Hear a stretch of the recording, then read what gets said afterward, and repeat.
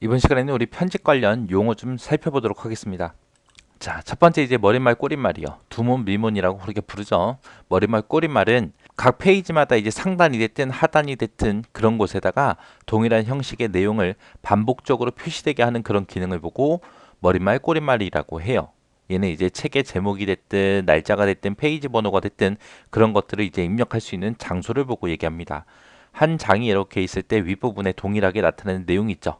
제목 같은 것들 나타내거나 아래쪽에 뭐 페이지 번호 같은 거 나타내는 곳 그런 거를 보고 이제 머리말 꼬리말이라고 해요.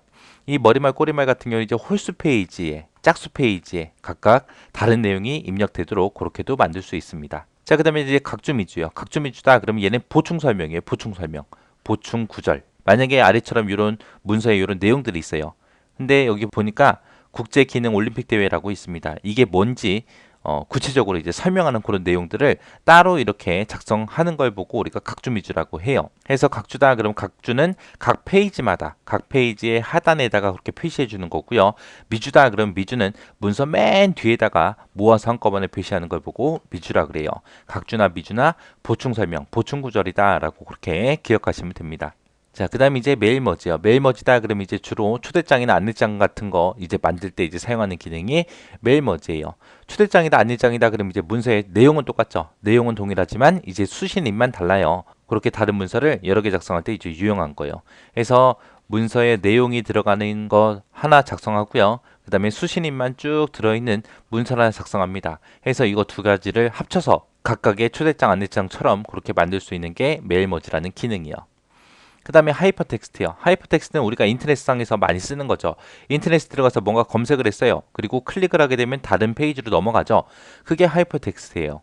이런 게 이제 한글에서 된다는 거. 그래서 문서에 있는 특정 단어를 선택을 했을 때 그 단어와 연결된 그런 문서로 빠르게 이동시켜 주는 게 우리 하이퍼텍스트입니다. 구조가 비순차 구조고요. 그리고 주로 인터넷 문서가 됐든 윈도우 도움말이 됐든 이런 곳에서 주로 사용합니다. 그리고 문서를 작성하다가 인터넷 주소 같은 걸 썼어요. 썼을 때 이제 그 인터넷 주소를 클릭하면은 바로 그 사이트로 연결이 되게 그렇게 연결도 시킬 수 있어요. 그래서 HTML 문서와 연결된 경우 링크를 클릭하게 되면 인터넷으로 곧바로 연결도 시킬 수 있더라. 그 다음에 이제 보일러 플레이트다 그러면 우리 여기서 보일러 플레이트 플레이트가 장소죠. 보일러 놓는 장소요. 우리 집에 보게 되면 보일러 놓는 공간이 따로 있죠. 그런 것처럼 문서 내에서 머릿말이 됐든 꼬릿말이 됐든 주석 같은 거 그런 것들을 표시하기 위해서 일정한 공간을 설정해 둬요. 설정해 두는 그런 문서의 여백을 우리가 보일러 플레이트라고 합니다. 그 다음에 이제 레그드요. 레그드다 그러면 이제 문단에서 각 행 중에 오른쪽이 됐든 왼쪽이 됐든 그 끝열이 정렬되지 않은 그런 상태를 보고 우리가 레그드라고 해요. 우리가 레그드는 언제 생기냐? 문서 작성할 때 엔터를 막 누를 때마다 레그드가 생겨요. 우리가 문서 한 장이 있을 때 요만큼 쓰고 엔터 치고 요만큼 쓰고 엔터 치고 요만큼 쓰고 엔터 치고 하면 끝이 정렬이 안 돼 있잖아요. 그죠? 이런 상태를 보고 레그드라고 그렇게 부르는 겁니다. 그 다음에 이제 색인이요. 색인이다 그러면 이제 색인이 이제 목차죠. 목차. 색인 목차는 왜 만들어놔요? 몇 페이지에 뭐 있다 몇 페이지에 뭐 있다 그런 게 있으면 우리가 빨리빨리 자료를 찾을 수 있겠죠. 그래서 문서에 있는 자료를 빠르게 찾을 수 있도록 중요한 용어들만 쪽번호와 함께 같이 수록한 그런 모음을 보고 우리가 색인이라고 그러고요. 이 색인은 무조건 오름차순으로만 정렬돼서 표시가 됩니다.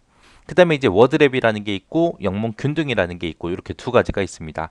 워드랩이다 그럼 워드가 단어라는 뜻이죠. 단어에다가 우리가 랩을 씌워놨다라고 생각하시면 돼요. 해서 워드랩이 얘예요. 자, 지금처럼 원래는 영문 균등하고 이렇게 영어가 써져 있는데 영어가 두 줄에 걸쳐서 이렇게 표시가 되잖아요.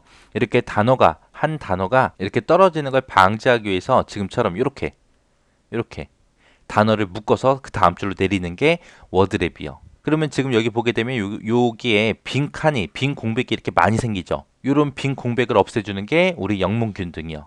영문균등이다 그러면 영문균등 워드랩 때문에 지금처럼 이런 단어가 내려갔잖아요. 내려갔을 때 요 사이사이 간격을 조절해서 공백을 없애고 문단의 양쪽 끝을 이렇게 맞춰주는 기능이 영문균등이요. 그래서 워드랩이다 그러면 워드랩은 단어를 다음 줄로 이동시키는 걸 보고 워드랩이라고 하고 영문균등은 단어 사이 간격을 조절해서 워드랩 때문에 생긴 그런 공백을 없애서 문장의 양쪽 끝을 맞춰주는 그런 기능이 영문균등이다 라고 그렇게 기억하시면 됩니다. 그 다음에 이제 홈베이스요. 홈베이스다 그러면 홈베이스는 문서 내에서 내가 어디에 있든 간에 내가 지정해 놓은 위치 있죠. 그 위치로 한 번에 이동이 되게끔 해주는 기능이 홈베이스라는 기능이요. 그 다음에 이제 다단이다. 그러면 다단은 여러 개 단으로 이제 구성시킬 수 있어요. 이렇게 신문처럼 이렇게 한 장 하나의 문서에서도 이렇게 여러 개의 단으로 이렇게 나눠서 이제 문서를 편집할 수 있는 그런 거를 보고 우리가 다단이라고 합니다. 그 다음에 이제 기본값, 디폴트 값이라고 그렇게 부르죠. 기본값은 말 그대로 그냥 기본값이요. 원래 처음부터 설정돼 있던 값.